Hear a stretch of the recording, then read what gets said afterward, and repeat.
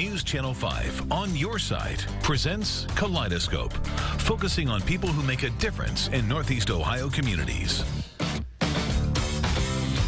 Hello, everyone. Welcome to the broadcast today. You know, some exciting news this year for the schools participating in the Cleveland Browns helmet program. The Director of Community Relations, Jenner Takancic of the Cleveland Browns, is here to tell us about this and talk about the First and 10 program of the Cleveland Browns. Later, we'll hear from the Cleveland Clerk of Courts, Earl B. Turner. He'll talk about some changes in how to pay those traffic tickets that you may get, especially during the Republican convention. And on the broadcast after that, former professional athlete Wesley Fluellen will share information about a program for youth. Good afternoon, everybody. I'm Leon Bibb. This is Kaleidoscope, and so we begin. Beginning with one of our regulars here, Jenner Takancic, Director of Community Relations for your Cleveland Browns. Hi, Jenner. Hi, Leon. How are you? I'm okay, and you're doing well? Things are great. The spring is here. Players are in the building, practicing, getting ready. Hugh Jackson has all the enthusiasm you can imagine, if not more. And it's a good time in Cleveland. Cavs are doing well, and what more can you say? And the Browns are polishing up that Super Bowl trophy, knowing it's coming here one day. Sooner than later, well, sooner than later. We look forward to that. I know you're here to talk a little bit about the First and 10 program and plans for 2016. First off, what is First and 10? First and 10 is the Cleveland Browns community profile, really, which inspires fans and players and the organization and anybody, really, who wants to make a difference in their community. It takes an on-the-field goal, First and 10, move those yards, move those chains, to score a touchdown, win a game, and it applies that off the field to what we as individuals, organizations, group leaders, people that will inspire others, what we can do off the field, and that is give 10 hours, help your community in 1 year. It's making a pledge to say that you're going to do something different, do something that will make a difference, and then putting it into action. And then what we want you to do is, once you make that pledge, you can get the orange wristband that I am wearing today, has hashtag Give 10 on it, but then it's a social media call to action. When you're out in the community, if you're with the Red Cross, American Cancer Society, doing something with the PTA, if you're a head football coach or a coach volunteering in the community, tell everyone about it, inspire them, give them an idea so that they can start thinking about what they can do.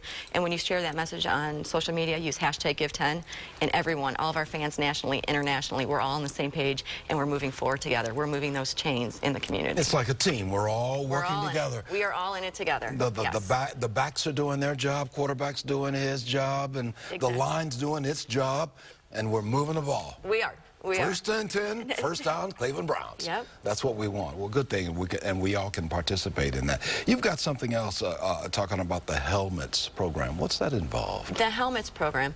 As we look in the community and what we can do to make an impact, we know that youth football is where we want to be. We're going to do everything that we can to support youth football players and high school football players. And with that, we have a helmets program. It's in partnership with United Healthcare and University Hospitals. And what we do is we encourage schools, athletic directors, administrators to become part of a Heads Up certification program, which has been developed by USA Football by medical experts. And this really has a certification process for all of the coaches who are going to be working with your son in the high school football level to make sure that they're teaching the safety, all those safety mechanisms that they need: blocking, tackling, hydration, equipment fitting, cardiac arrest, concussion awareness. So it puts it all into one, and we encourage all schools to apply to become Heads Up certified. And if you do, that's where this helmets program is amazing, because with our partners, we will award annually $25,000 in new helmets. And we just randomly selected and surprised North Ridgeville High School with the announcement. But of course, we wanted to do it in a little bit of a clever way. So we had players volunteer to inspire athletes.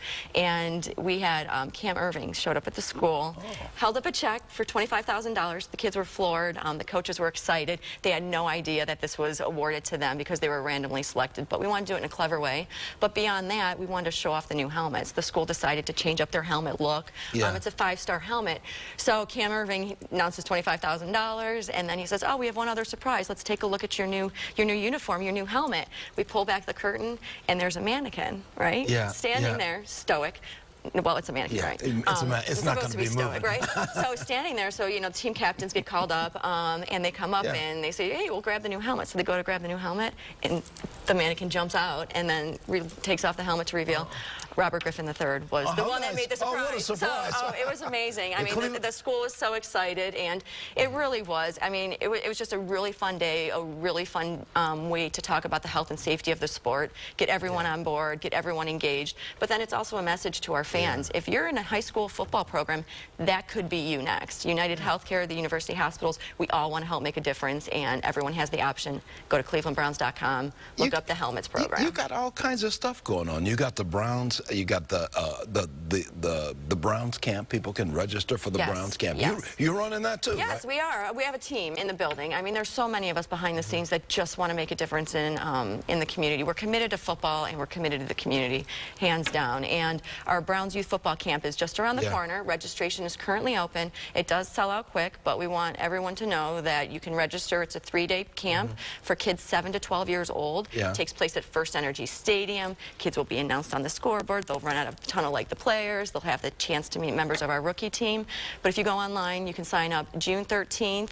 Begins Monday, June 13th for that Monday, Tuesday, and Wednesday, and the following Monday, June 20th for Monday, Tuesday, and Wednesday, 8:30 to 12:30. And people can get more information by going online. You go online. clevelandbrowns.com/community, and your website leads you to It'll find you everything good, everything you can do from a youth football standpoint. How do you keep all these footballs in the air now? I mean, you got all this going. Yeah, there's so much going on, but it is so much fun, and there's so much impact that we can have, so that makes it exciting, and we want to keep moving forward. We don't want to rest on past accomplishments. We want to just do more, help more, get everyone loving the game, playing the game, know that it's, you know, really, there's a lot of safety measures that are being taken, put into play, and whether you're playing flag football, boys and girls, I see them every Saturday morning. Thank you to the coaches. Those coaches, if you see them on the field, they're volunteering. First and 10 in action. I mean, it's amazing. Everyone volunteers to make a difference in their own way, and youth football is one of those ways that people can... In our final 10 seconds here, I bet the coaches and the owner comes to you and say, Jenner, what should we do next? Oh, the Haslams are amazing. I think they come to me with ideas, and I say, why not? So they're amazing. The coaches and the Haslam ownership is just top notch. Well, thank you for coaching the community relations aspect of the Cleveland Browns. My Ladies pleasure. And gentlemen, Jenner Takancic. You could play the game if you wanted to. I'm certain of that. I don't know that I'd be successful. But you could play the game. Jenner Takancic, Director of Community Relations for the Cleveland Browns. clevelandbrowns.com/community. More information on everything we're talking about. Always good to see you, my friend. Great to see you. Thank you, I'll take a break. I'll be right back. We'll talk to Earl B. Turner, Clerk of Courts for the City of Cleveland, about traffic tickets in just a moment. Welcome back to Kaleidoscope. Always good to have you with us. As you well know, or should know, Cleveland is hosting the Republican National Convention in the month of July. And during that time, there are going to be some changes in how to pay traffic tickets. The Clerk of Courts for the City of Cleveland, Cleveland Municipal Court, Earl B. Turner, is here to talk about that. Good to see you, Mr. Clerk of Courts, Earl Turner. Leon, it's always good to be on your show. This is one of the most popular shows, you know, in the county, and people really look forward to it. And I just enjoy coming and having this conversation with you. Well, we appreciate people watching and appreciate your being here as well. Now, we're getting ready for, and you handle the traffic tickets inside the City of Cleveland as the Clerk of Courts. Yes, that's correct. We handle moving violations and parking and towing, releasing of the vehicles. In the City of Cleveland. So we got the big Republican National Convention coming up in the month of July, several days in July. You're making a change. What kind of change are you making? Well, because of the complexity of the convention and the streets that will be cut off, that will be announced at a later date, we're trying to do everything we can to encourage our customers not to come downtown if they don't have to. But we will still be open. We will still be open 24 hours, 7 days a week. For our normal operations. But we're trying to encourage our customers to go someplace else. So during that time period, we have shifted. If you would like to pay moving violations, we're moving it to our one-stop shop, which is located at 3040 Quigley Road. It's close to Steelyard Commons in that area. So we don't want people to come downtown and be caught with all the traffic. Streets are going to be cut off. Security is going to be... There's going to be security. It's going to be everywhere because of around the convention center and spreading out for a good distance. That's correct. And so we're trying to say to people, go over to the one stop if you have to. We first would encourage you to use our online services because all of our services are online. You can pay online for both moving violations and parking tickets. The only time you can't pay online is if your offense is not waivable. Yeah. And so, but we're set up there to handle you so that you don't have to come to the Justice Center. You know, most people don't like to come to the Justice Center anyways because they're scared. It's usually a situation.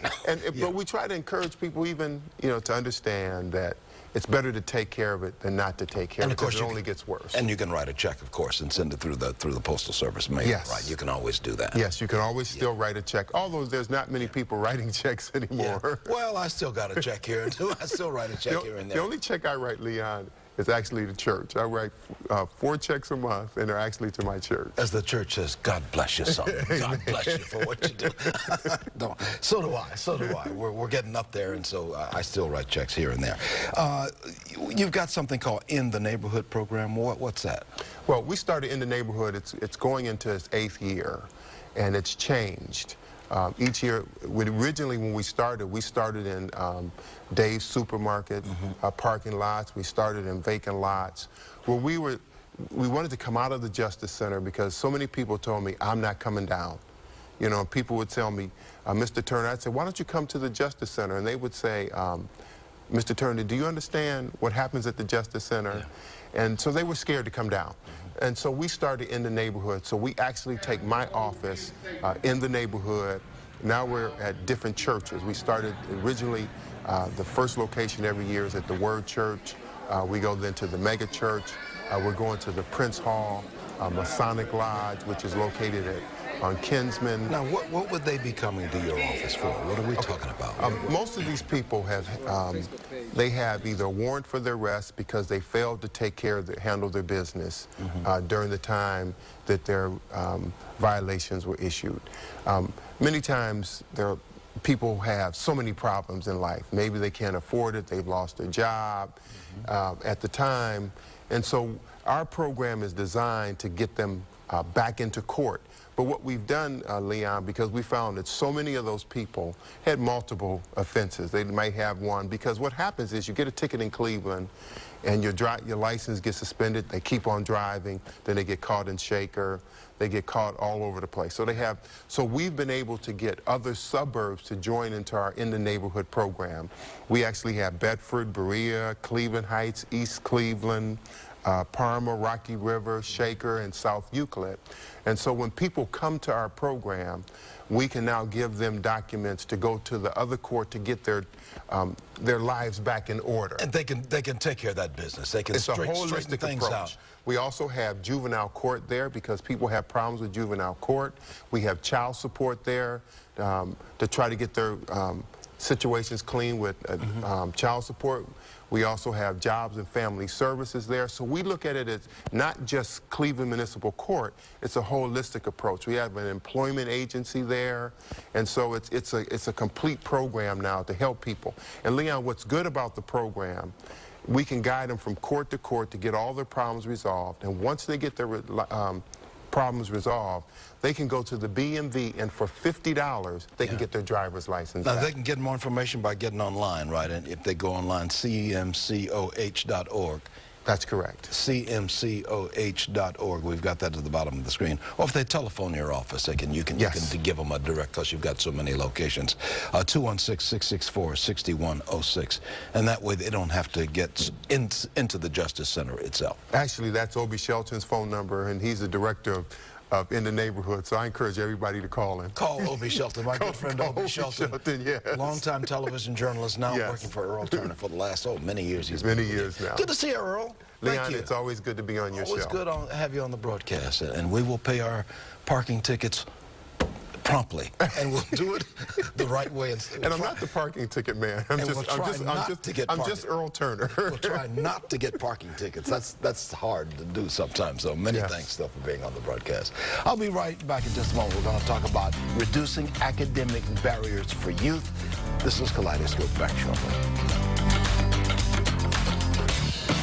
You're in touch with Kaleidoscope. I'm Leon Bibb. Always good to have you with us. Fundamentals First Basketball Academy is working to help reduce academic barriers for young people and young adults. Founder is Wesley Llewellyn, a former professional basketball player, and he's here to tell us more about it. Good to see you, Wesley. Thank you so much. Good to see you too, and thank you for having me here. Oh, my pleasure. Good to have you here. First off, tell me, what is Fundamentals First Basketball Academy? Well, Fundamentals First Basketball Academy was first brought about in 2007 in Orlando, Florida, where I was playing for the Magic at that time and decided to stay there.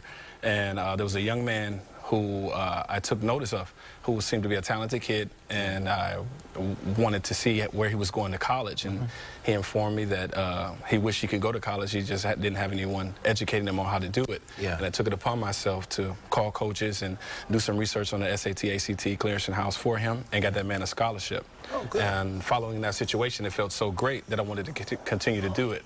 And since then, as of today, I've placed 215 kids in college, student athletes, that is. And you're doing that. You're doing a scholarship right here in Greater Cleveland right now. Yes. Yeah, because Yes. you're from Cleveland. I'm originally from Cleveland, from East Cleveland. And you were telling me before we began, you played for the Orlando Magic in Yes. 04 to 05. Yes. And then you played in Europe and in South America. Yes. Professional basketball. Yes, for total of 10 years professional basketball. Yeah. What do you tell this young group of young people? How do you use basketball to get them to think about education? Well, you know, in order to captivate the minds of young people, you have to meet them where they are. And Yeah. the best way to do that is find what they're interested in. And basketball tends to be the #1 sport amongst youth to gather their attention. Yeah.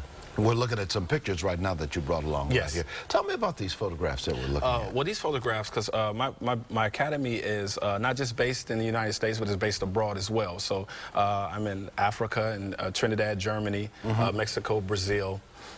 And so these pictures illustrate some youth from Africa and as well as Trinidad that were a part of my clinics that I were doing abroad and has placed in their countries. Okay, a lot of people out there are probably saying, now, how can I get my youngster into the Fundamentals First Basketball Academy? What do they do? Well, you can reach me on my website at www.fundamentalsfirstba.com, as well as Facebook. Type in Fundamentals First Basketball Academy. And you also can go to Instagram at DA_FLU to gather all the information that you need. We've got a phone number on the screen also. People can give you a call on that. Yes, as well.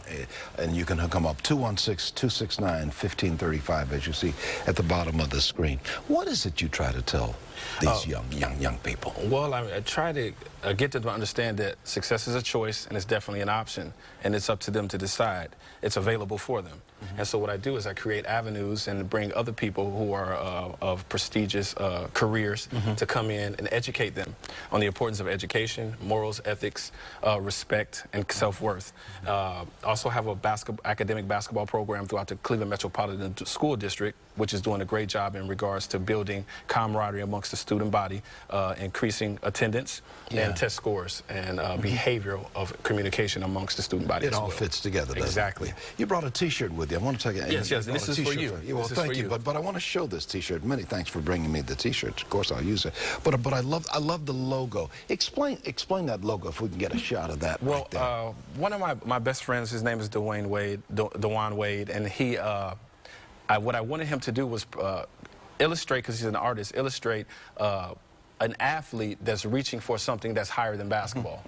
And for what I'm trying to promote and push to the youth is education, the importance of higher education. And as you can see in the logo, he's not reaching for a basketball, he's reaching for something higher than a basketball, because eventually the basketball stops bouncing and you have to have something to pursue beyond the sport of basketball. Somebody got to you when you were a youngster growing up. Definitely. Somebody got to you. Definitely. I was surrounded by some great mentors who cultivated me and showed me the importance of how to be a gentleman, how to be respectful, how to obtain higher education, and be presentable amongst people that you interact with. So that's what you try to tell. Is it mostly boys you're working with? No, it's boys and girls from the ages 4 all the way up to professional athletes. I deal with a lot of, with a few professional athletes such as James Young, who plays for the Boston Celtics, Terry Rozier,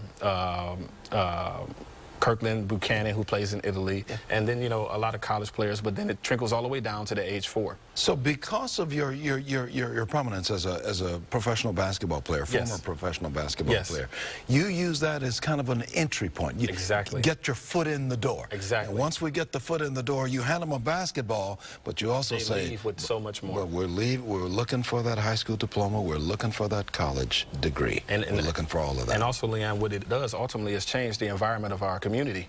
You know, a lot of young people think that they have to be a product of their environment, which is not factual to me. Right. You are who you surround yourself with, and we surround these young people with people who can cultivate them and show them that there's more to add to your life. There's more in the world to take advantage of. Wesley Llewellyn, we are so glad that you have brought your talents and your ability and your mindset to this. We appreciate that.